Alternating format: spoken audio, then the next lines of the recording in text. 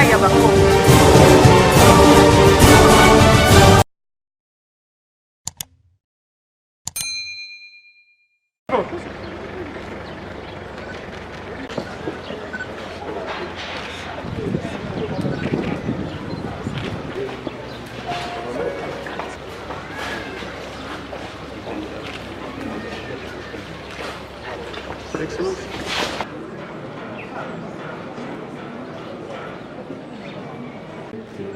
Congo, ton pays, Congo, manque de joie pour tout soleil, manque de joie du monde de liberté que nous. Excellence, au nom de tout le personnel de la prison centrale de Makala et du mien propre, j'ai l'honneur de vous recevoir et de vous souhaiter les bienvenus en ces lieux à l'occasion de la remise partielle du pavillon 11 réhabilité.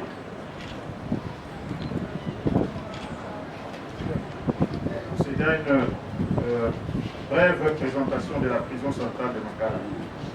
La prison centrale de Makala est régie par l'ordonnance numéro 344 du 7 novembre 1965 portant un régime pénitentiaire en République démocratique du Congo et renforcée par les règles minimales des Nations Unies pour le traitement des détenus. Ainsi, la prison centrale de Makala est organisée de la manière suivante.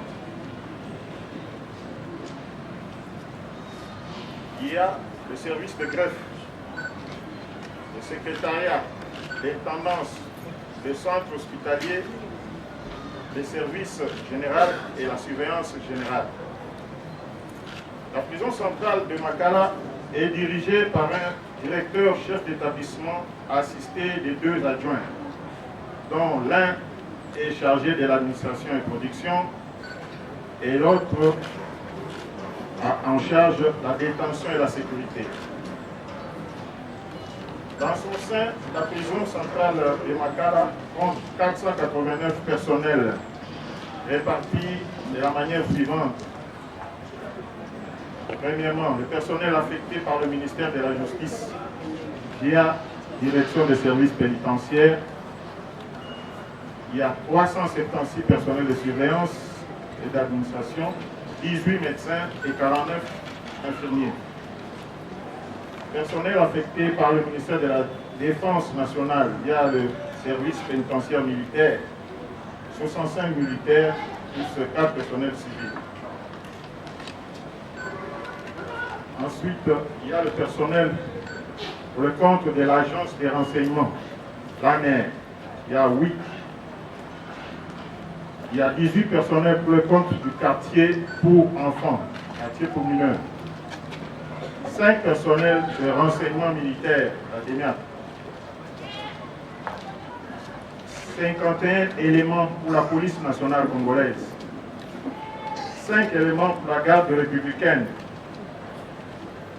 8 éléments pour le compte du 14e région militaire. Ce pavillon complètement réhabilité est le premier produit d'un vaste chantier nous confié par le gouvernement de la République dans le cadre d'exécution du programme d'urgence des 100 jours du président de la République et chef de l'État, son Excellence M. Félix Antoine Tshisekedi Tshilombo, à qui nous transmettons ici nos hommages les plus déférents. Ce programme annoncé en juin 2019 prévoyait entre autres au plan social la réhabilitation de la prison centrale de Makala à Kinshasa en vue de permettre une amélioration des conditions de détention des prisonniers et de la gestion de l'ensemble de la prison suivant les standards internationaux et autres exigences des droits de l'homme. Les travaux de réhabilitation s'avéraient nécessaires et d'autant plus urgents dès lors que les bâtiments présentaient un état de délabrement très avancé, faute d'entretien de maintenance, tandis que certaines infrastructures, surtout celles destinées à l'éducation, se retrouvaient hors usage depuis longtemps. Par ailleurs, comme venait de le souligner le directeur de la prison pose un problème persistant avec gravité de surpeuplement. Ce problème de surpopulation de la prison a fait qu'il a été décidé de compléter ce programme de réhabilitation par celui de son extension en vue de désengorger le centre avec la construction de nouveaux bâtiments afin d'en augmenter la capacité d'accueil et également de conserver durablement les résultats de la réhabilitation des bâtiments en cours. En effet, construite à l'origine pour accueillir 1700 pensionnaires, cette prison héberge actuellement plus de 8000 détenus dans des conditions fort déplorables. C'est dans ce contexte épique que le gouvernement de la République a confié à notre entreprise Congo Immobilier Conimo Insaré-Lancy le marché des travaux de réhabilitation ainsi que celui de l'extension de cette prison. C'est bon. Au nom du président de la République, Félix Antoine Tshisekedi Tshilombo, qui a inauguré la politique de 100 jours pour les travaux de rénovation et de reconstruction dans notre pays, et particulièrement dans notre ministère, le ministère de la Justice. Et dans l'intérêt de notre peuple, je voudrais couper ce ruban symbolique pour inaugurer ce premier pavillon qui vient d'être réhabilité. Il s'agit, comme vous pouvez vous en douter, de la première phase de réalisation des travaux qui doivent continuer pour que nous puissions héberger nos citoyens, nos concitoyens qui sont pensionnaires dans cette prison dans des conditions humaines acceptables. C'est pour cela que je coupe ce ruban symbolique, ce ruban pour inaugurer ce pavillon.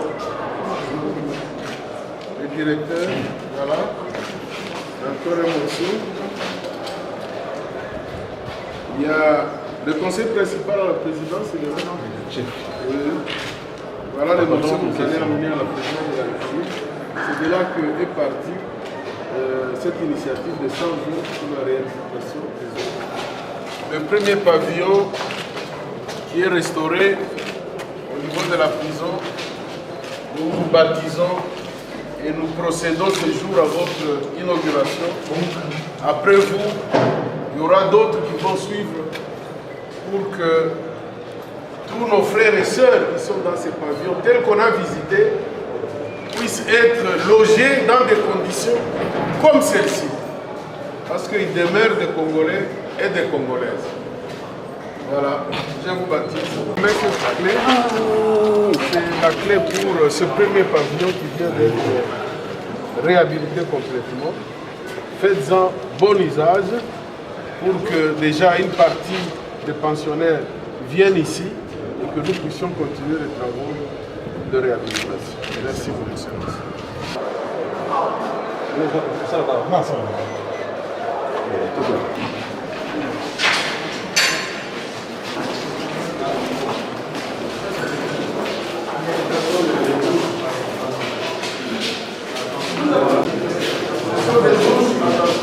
Ce sont des douches modernes.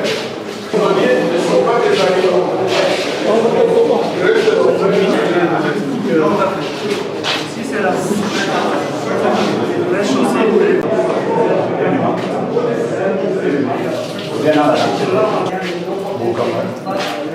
Donc 16 douches et 4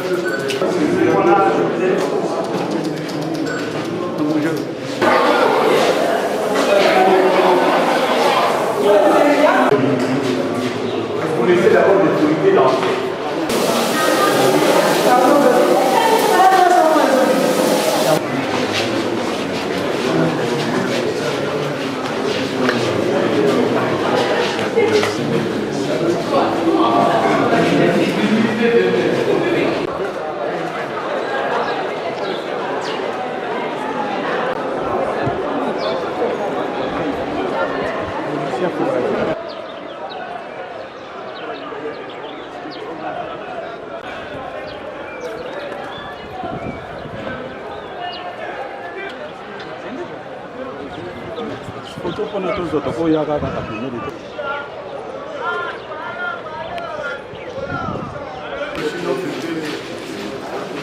Non, pas encore.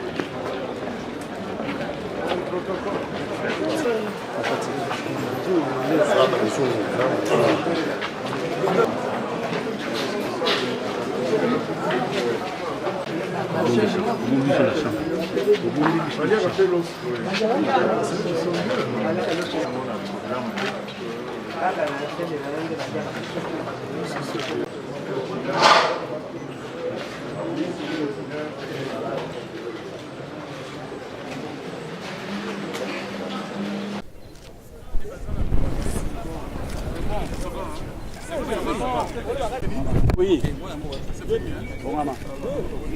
Rendre compte de l'état d'abord des infrastructures ici et puis des conditions dans lesquelles les pensionnaires sont accueillis.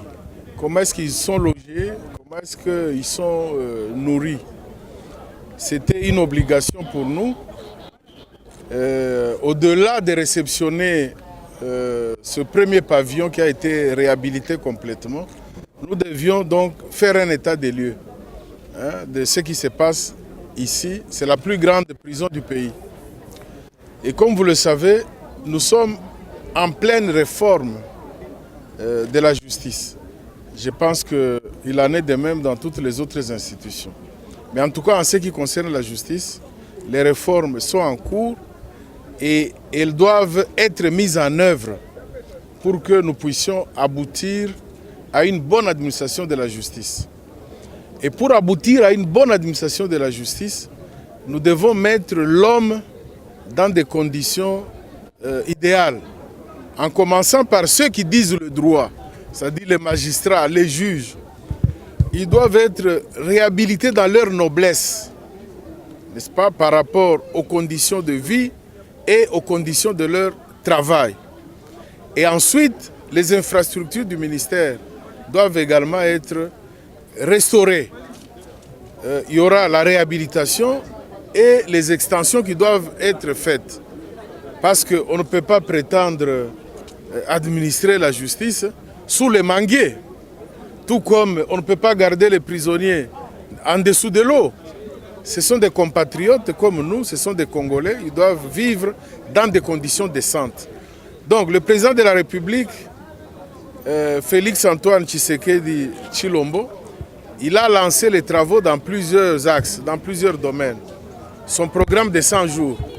Et nous sommes en train de réceptionner les premiers fruits de ce programme de 100 jours.